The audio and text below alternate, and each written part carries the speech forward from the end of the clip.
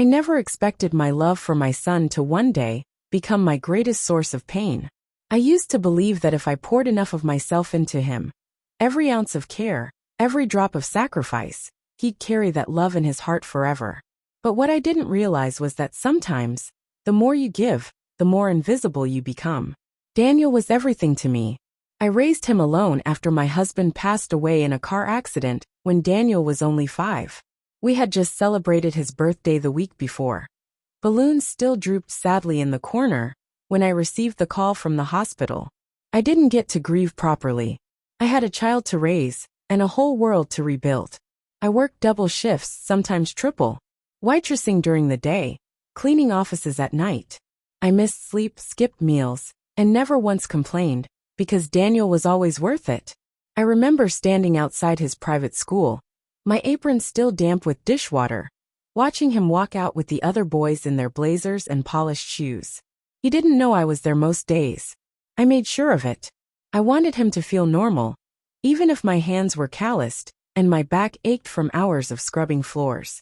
When he got into university, I sold the little jewelry I had left to help with his tuition. I skipped dentist appointments. I never bought new clothes. I haven't traveled more than 30 miles outside this city in decades. But I told myself, one day he'll understand. He'll look at me with pride. And for a while, I thought maybe that day was close. He met Marissa at a corporate event. She was elegant, poised, with a laugh like glass wind chimes. She worked in public relations for a high-profile firm. And from the moment she entered Daniel's life, it was like watching him step into a different world, her world. One of gallery openings, wine tastings, polished words and unspoken rules. I was happy for him, truly. He looked smitten, and I wanted him to have the love I'd lost too early. The first time Marissa came to dinner at my home, I made my signature roast chicken and lemon pie. I wore my nicest blouse, the one with the stitched roses. She barely touched her plate and smiled thinly. So quaint, she had said. It reminds me of my grandmother's house. I laughed politely, though something stung. It's very warm, she added, in a vintage way. From then on, the invitations to her events stopped coming my way. When Daniel hosted dinners, I was either told last minute or not at all. It's just work people, he'd say. Not really your scene. I didn't push. I told myself it was just the adjustment period. A young couple figuring out their space. Then came the engagement. Daniel told me they were keeping the wedding small, just family and close friends. I nodded, even though I'd secretly started sewing pearls onto a soft blue dress I'd saved for years for a special occasion. I booked a salon appointment, dyed my grays, even bought a modest clutch purse. A week before the ceremony, I visited their apartment with a small cake and a framed photo of Daniel as a child, hoping they'd use it at the reception. Marissa was on the phone when I arrived, pacing in her heels. She looked annoyed but forced a smile. Daniel's not back yet, she said coolly. But you can wait. I sat quietly in the pristine white living room, hands in my lap. When Daniel returned, he looked tense. He avoided my eyes. Mom, he started, his voice low. We need to talk. I straightened in my seat. Of course, sweetheart. What is it? Marissa joined him, standing just behind his shoulder, her arms crossed like she was delivering a quarterly report. It's about the wedding, she said. We've made some changes. I nodded, uncertain. Okay. Should I call the florist? Or? She smiled tightly. No, it's the guest list. We had to downsize further. Daniel shifted awkwardly beside her. Truthfully, she went on, we're going for a very specific aesthetic. Clean lines. Contemporary elegance. And your presence, it might not align with the tone. I blinked slowly, her words circling my head like cold wind. I'm sorry. Daniel finally met my eyes just briefly. Mom, it's not personal. You can still watch the live stream. I felt something cave quietly inside me, like a shelf giving way after holding weight for too long. I stood slowly. So you're uninviting me? Marissa's smile didn't waver. It's just simpler this way. Daniel didn't speak. He didn't stop her. He just looked at the floor. I reached for my purse, smoothing down the fabric of the dress I had brought to show them. Of course. I understand. And I did. Oh, I understood more than they realized. As I walked toward the door, I paused and turned to face them. My son, standing quietly behind a woman who had decided I was too much of an eyesore for her perfect day. I hope the live stream has good audio, I said softly. I wouldn't want to miss a single vow. Then I walked out the door with my back straight, and my heart cracking silently inside my chest. But not broken. Not this time. Because now, I was done begging to be loved. I sat at my kitchen table, tracing the rim of my teacup, the silence of the house pressing in around me. In the corner of the room, the soft blue dress I'd planned to wear to Daniel's wedding hung untouched on a coat rack, tags still fluttering faintly from the sleeve. I couldn't bring myself to put it away. Not yet. That night I didn't cry. I didn't rage. I didn't even eat. I simply sat there, listening to the sound of the old wall clock ticking away, as if mocking the time I'd wasted on people who now wanted me out of sight. I thought about all the years behind me, about how I gave Daniel everything. I paid his tuition when he got into that elite private school, even when I had to skip meals. I sold my wedding bangles to buy him his first car, just so he wouldn't feel less than his classmates. And when Marissa's business was on the verge of collapse during that tech scandal 2 years ago, it was my savings she used to keep her firm afloat. I'd wired her $50,000 without hesitation. Just until the press dies down, she had said, voice shaking over the phone. Please, Helen. I can't go to my parents. And I hadn't even asked for it back. I could have called them that night, told them off, demanded an apology, respect, acknowledgement, anything. But what would that change? Marissa would blink her cold, cat-like eyes and say something cutting in that saccharine tone of hers. And Daniel, he'd stand behind her like he always did, silent, weak, apologetic only when no one else was around. No, I didn't want an apology. I wanted to be remembered. That's when the idea took root. Not out of revenge. Not exactly.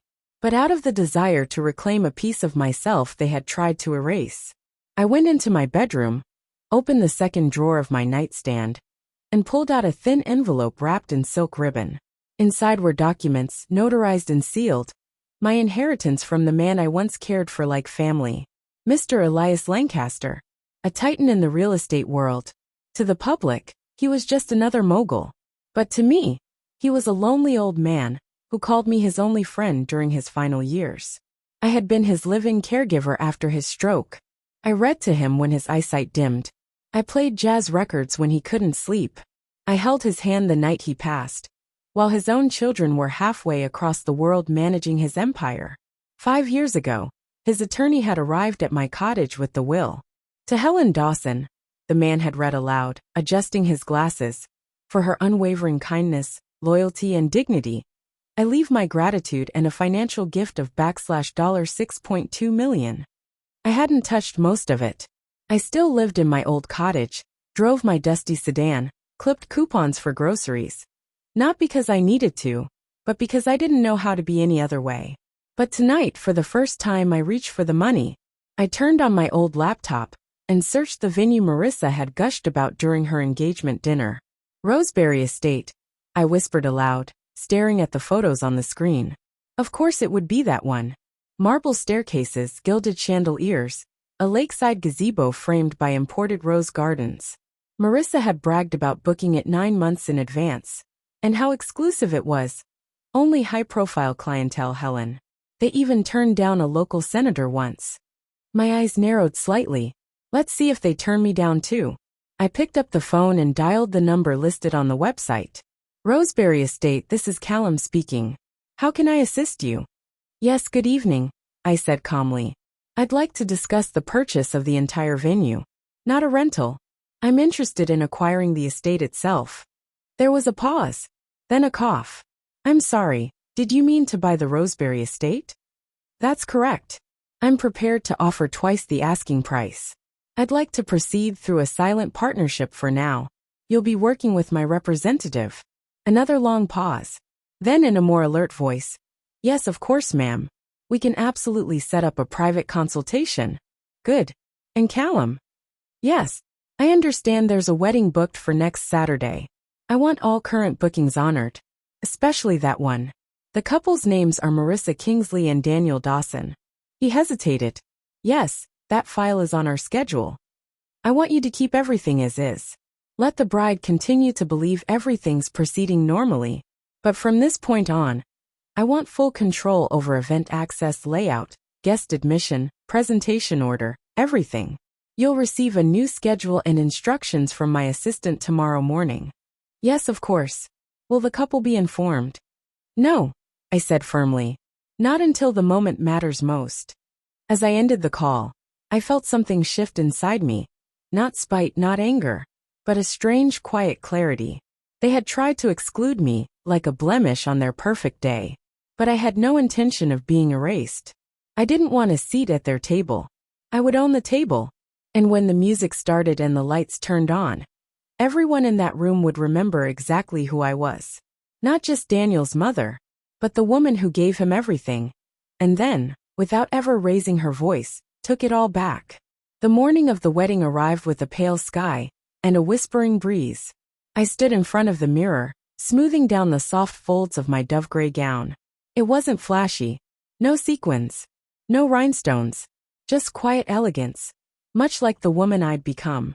My hair was pinned up neatly, a soft silver twist above a face that held lines of both love and betrayal. I slipped on my earrings, modest pearls Daniel had given me on his college graduation day. I doubted he remembered. I arrived at Roseberry Estate 2 hours early, just as the florists were placing the final arrangements on the arched trellis. A staff member glanced at me politely and gave a nod, likely mistaking me for a senior guest, or perhaps a quiet sponsor. I didn't correct her. I didn't need to. There was no need to announce myself when the truth would speak soon enough. The place was exquisite. Marissa's touch was everywhere: calligraphy signs, pastel rose petals scattered down the aisle, signature cocktails with little gold tags tied to each glass. Everything screamed curated perfection. And there I was, a ghost drifting quietly through it all, watching. I found a seat at the back of the garden rows. No one paid me any mind. Guests in satin dresses and tailored suits filed in, murmuring pleasantries. The photographer hovered near the front, lenses flashing. Social media was already buzzing. I caught snippets of conversation about the exclusive wedding of the season. Then the music swelled. Marissa appeared at the top of the aisle, like she was descending from heaven itself. The guests collectively gasped. She wore a gown so white it seemed almost deliberately defiant, with a veil trailing behind her like mist. Her smile was slow, confident, smug even. Daniel stood waiting, a bit pale, but smiling as if the day were his own coronation. My son. The boy I once carried on my hip through thunderstorms and scraped knees. The boy I raised on rice, boiled eggs, and bedtime stories. He stood there now in a $1,000 tuxedo, his eyes fixed on a woman who thought I wasn't good enough to be seen. The ceremony went by in a blur of vows, rings, and forced laughter. I stayed silent, still, almost invisible in my back row seat. But the fire inside me didn't flicker. It burned steadily, quiet and sure. After the ceremony, guests moved into the reception hall, a ballroom drenched in golden light and dripping with crystal chandeliers. Waiters passed hors d'oeuvres and champagne, as Marissa floated from table to table like royalty. Daniel followed dutifully, smiling, nodding, his hand barely leaving her waist. I slipped in unnoticed, settling into a chair near the back corner of the room.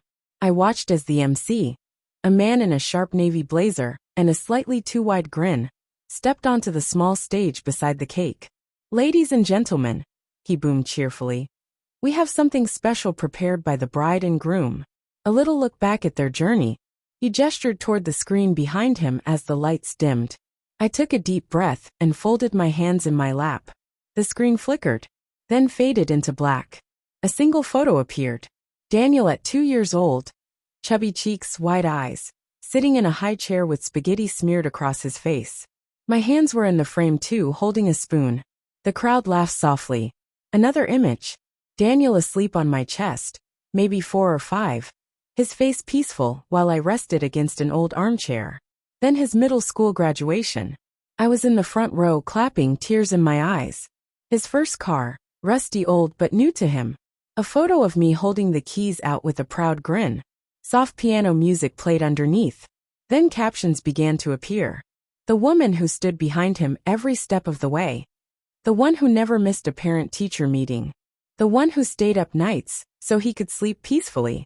Gasps filled the room. Whispers. A few people turned, scanning the crowd. Then came video footage. Daniel at his university ceremony, hugging me tightly. "I couldn't have done it without you, Mom," he had said. It played on the speakers now, echoing across the glittering room. I stood. Slowly, I made my way to the stage. All eyes turned. The MC looked uncertain, stepping back. I climbed the 2 small stairs and faced the crowd, gently taking the microphone. "I'm sorry for the interruption," I said, my voice clear but calm. "I wasn't supposed to be here today. In fact, I was asked not to come. I was told I didn't fit the aesthetic."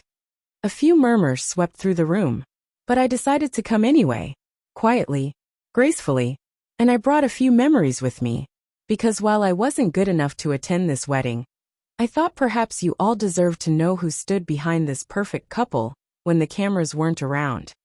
My eyes drifted to Marissa. She had gone white as her dress. Her mouth was pressed into a hard line. Then I looked at Daniel. His eyes were wide, frozen, a kind of panic resting behind them. "I hosted this event," I continued. "Every petal, every chandelier, every cocktail you're sipping, I paid for it. I bought Roseberry Estate 3 days ago.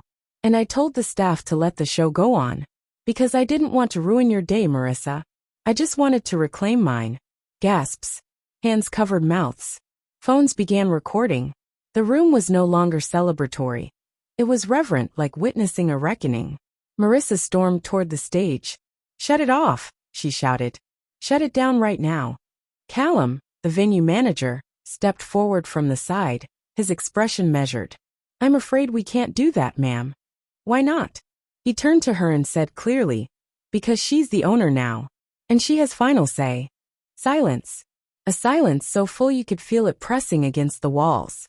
I handed the mic back to the MC and walked down the stage, my steps measured, my face serene. I didn't look back at Daniel. I didn't need to. I had already said everything I needed to. This wasn't revenge. This was the truth, finally stepping into the light. And it was mine to tell.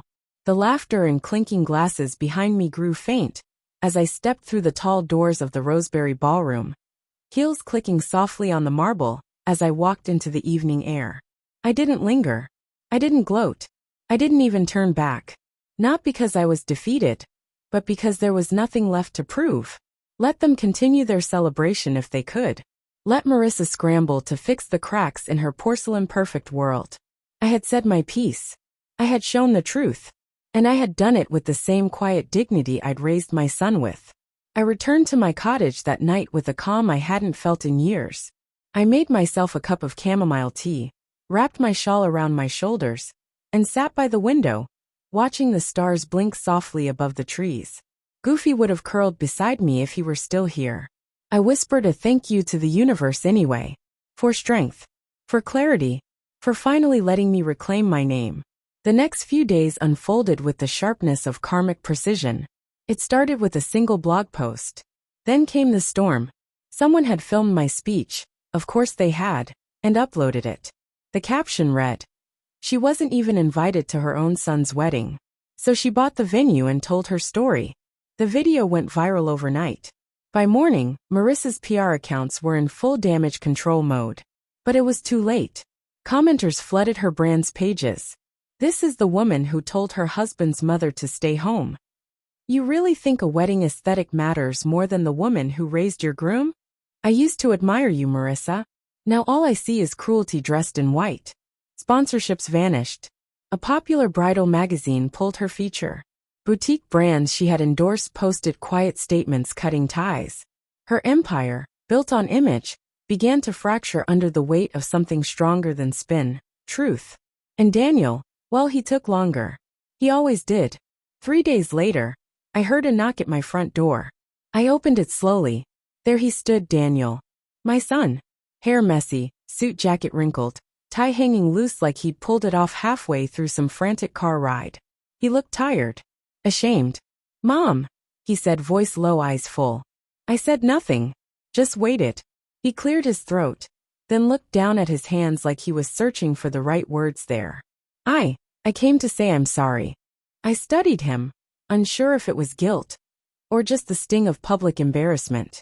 I didn't know she'd say that to you, he said. About not coming. I should have stopped her. I should have said something. I stepped outside, gently closing the door behind me, resting against it. But you didn't, I said softly. He winced. I was trying to keep the peace. You know how Marissa gets when she's stressed. I nodded slowly, then met his eyes. You let the woman you love erase me, and you stood there quietly as she did. He looked away. I thought it would blow over. That maybe you'd understand. That's the problem, Daniel. My voice didn't rise, but it was firm. You assumed I would always understand. That no matter what I'd stay silent and supportive. But love doesn't mean silence when it matters most. He didn't answer, just stared at the porch railing like it might offer him some escape. I watched you grow from a boy into a man, I said, voice softening. But lately, I'm not sure who you became. I gave you everything I had. Not so you could buy nice suits and stand at fancy weddings, but so you could stand for something. His jaw tightened. I don't know who I am anymore, he admitted. I looked at him, not with anger, but with a long, deep sadness that words couldn't reach. Then I stepped aside and pointed to the path leading away from the house. You have two choices, I said. You can walk away and decide to grow, to become a man who won't stand quietly while someone he loves is being erased. Or you can stay small, chasing approval from people who treat others as disposable. He looked up, lips parted like he wanted to say something, but nothing came out. Not an apology, not a plea, just silence. Finally he nodded once, slowly, and turned. I watched him walk away, the sound of his footsteps fading into the distance like a memory I had finally let go of. I didn't cry. I didn't call after him. I simply whispered, "Goodbye, my boy," and went back inside, back to the life I was finally living for myself.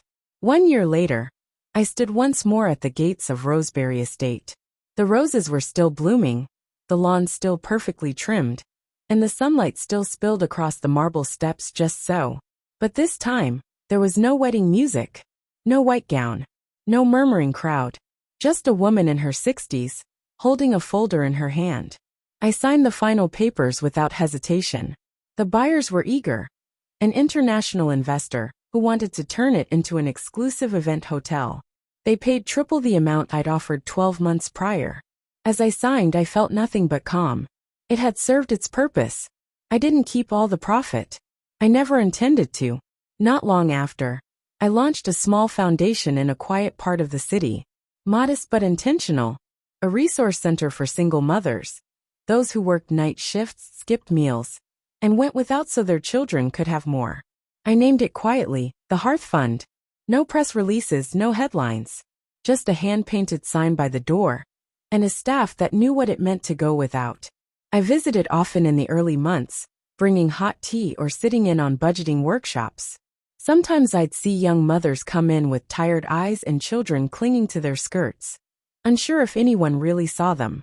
I always smiled, offered them a seat, and said the one thing I knew to be true. You're not invisible here. In the stillness of my new life, something else unexpected bloomed. Leonard had been an old friend once, widowed like me, quiet like me. He'd reached out after seeing my name on a donor list connected to the venue sale. Said he remembered the girl I used to be, back when we'd both worked at the same accounting firm in our 20s. He came by with a basket of lemons and an apology for losing touch.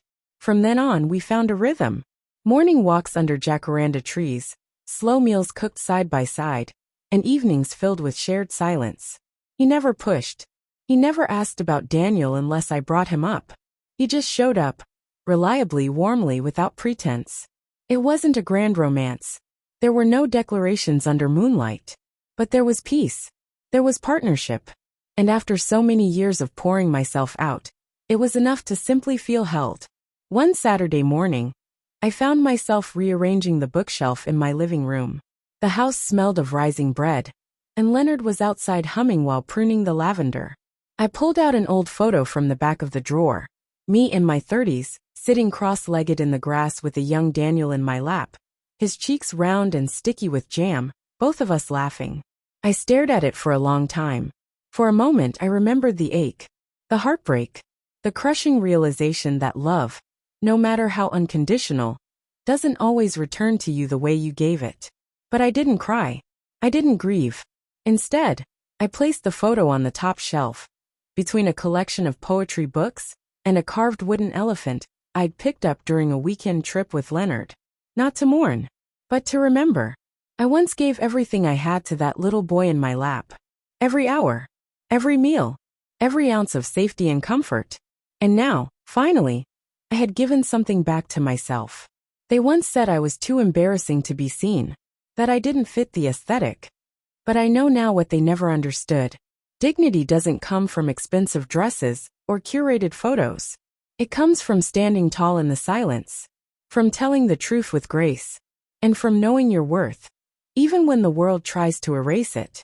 I stepped back, looked at the photograph, then turned toward the kitchen. Leonard was setting 2 plates at the table, humming to the rhythm of a life that at last felt like mine. And this time, I wasn't anyone's shadow. I was simply finally me. If you enjoyed, please subscribe to our channel